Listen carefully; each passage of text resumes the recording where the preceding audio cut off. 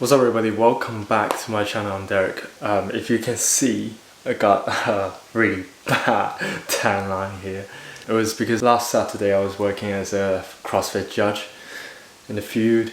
Surprisingly, the weather was really nice. It was very sunny the whole day. Every judge have to wear a mask, and then Jesus, you can see the straps on the side, and it is what it is. Other than that, the past week was a little bit frustrating for me, just because I am trying to find a better solution of training for me. Obviously, we still got the virus. There are restrictions about training in the gyms in the uni, Holywell gym and Power Base gym. Both of them got the 1 hour limit of training, and then recently, I think it was 2 days ago, Power Base just started to open to public. I can train in Power Base again, but with only 1 hour limit there. There are more different kits in the Pure gym, and also there's no time limit of training hit there. But I would say most of the kits there has some sort of like something bad about the kits. Like for example, like the hack squat, the shoulder pads are uneven. The worst one I would say is the leg press, because even at the starting position, it puts me into so much dorsiflexion that at the bottom position, like the deepest I could get to, literally like probably a quarter of what I could do comparing to the leg press I got in Power Base or Holywell. One of the pec deck there has one handle slightly further away from you, one is slightly closer to you. And I tried the hybrid fitness here in Loughborough as well. Slightly more kits, but like the kits are old. Both of hybrid fitness and Pure gym is slightly closer to me comparing to go into Holywell. I need to walk uphill for 30 minutes, and then I just need 10 to 15 minutes to Pure gym or hybrid fitness, like 5 minutes to Power Base, but they have the time limit restriction. Today I'm going to have a posterior training session in Power Base. I haven't trained in Power Base since March. Now it's September. It's fucking half a year. Missed that place. Alright, I gotta keep on cooking. I'll catch up with you in a bit.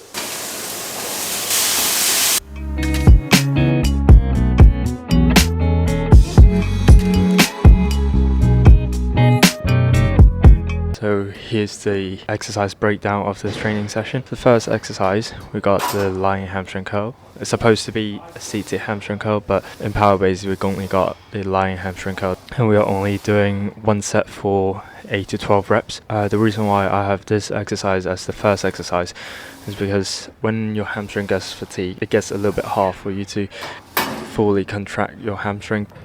When we are doing this, what we want to do is pulling our body towards the pad to create more stability, so we can generate more force and we get more stimulus out of the exercise. We should focus on dragging the weight instead of swinging our heels up. Is it time to lead or is it time to die? Time to race, hell or walk on by. Is there any... The next exercise will be the RDL, a top set of 6 to 8 reps, and then a backup set of 8 to 12 reps. For RDL, you shouldn't focus on feeling like the contraction of the muscle. All we need to focus on is the correct form. Push your hip backward. We are not pushing our knees forward, and then keep your back as tight as possible. And don't forget to brace before every single rep.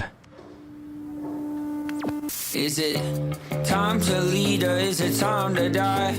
Time to race, hell or walk on by. Is there anybody out there that's paying attention? Yeah. Is it time to speak up or time for silence? Time for peace or is it time for violence? Is there anybody out there that's paying attention? Yeah. Tell me what you're trying to hide. Let's get to the next exercise.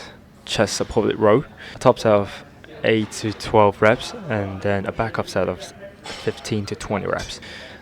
Here I'm not sitting on the machine. It's because if I was sitting on it, the resistance profile of the machine does not match with my strength profile. That's why I started doing this exercise at this position, where the machine gives out the most resistance and also it's the strongest position for our lat. And as we pull the weight closer and closer to our body, the ability of our lat to exert force gets weaker and weaker, and the resistance we get from the machine gets weaker and weaker as well. I sacrifice a little bit of the stability, but it allows me to reach further fatigue.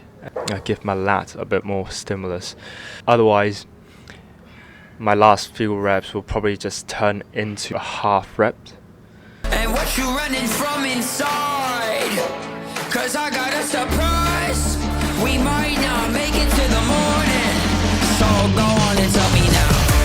Do you have enough love in your heart to go and... Okay, here we go to the next exercise. Recently very controversial bend over row. When I train my back, I got a really bad habit of using my trap too much, and recently I started to try my best to not to use my upper back that much, not to swing that much when I do bend over row. You can still see a little bit of swing there, but I'm trying my best. And yeah, here again we got a top set of 6 to 8 and a backup set of 8 to 12. I'm trying my best not to use my upper back that much, not to shrug that much, and instead of just using a little more of my lower back to pull the bar towards my body. Do you have enough love in your heart to go and get your hands dirty? It isn't that much, but it's a good start. There we go, the next exercise, single leg hamstring curl. Here we got a top set of 5 to 9 reps and a backup set of 9 to 15 reps. While we're doing it, again, we're gonna do the same as the lying hamstring curl. We pull our body towards the pad for more stability, so that our hamstring can exert more force.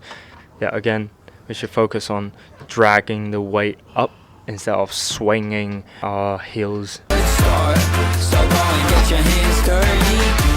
Do you love your neighbor? Is it in your nature? Do you love a sunset? Aren't you fed up yet? Do you have enough love in your heart to go and get your hands dirty? Next exercise is a single arm row, just 2 sets of 8 to 12 reps. The stance is a little bit different from most of people. I saw that from AJ Morris video, because before when I have one leg in front, a kind of like a lunge position, that way I will use a lot more drive from my legs. By doing what I'm doing in the video, it took away quite a lot of leg drive for me, and therefore I could focus on using my lats a little bit more.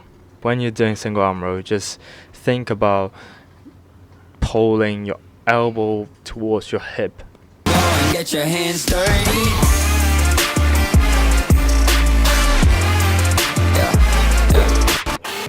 Is there anybody out there that's paying attention? Is there anybody out there that's paying attention? And then we finish up the training session with 2 sets of rear delt fly.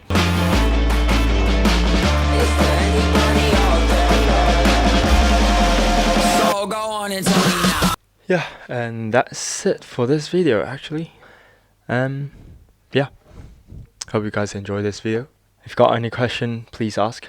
Uni's gonna start soon, because I'm having my 3rd year. It's gonna be a little bit more busy. I'll try my best to put out as much content as possible on YouTube or Bilibili, or you guys can follow my Instagram or Weibo for a bit more content. Yeah, that's it. As always, I'll see you in the next one. Bye. So go and get your hands dirty.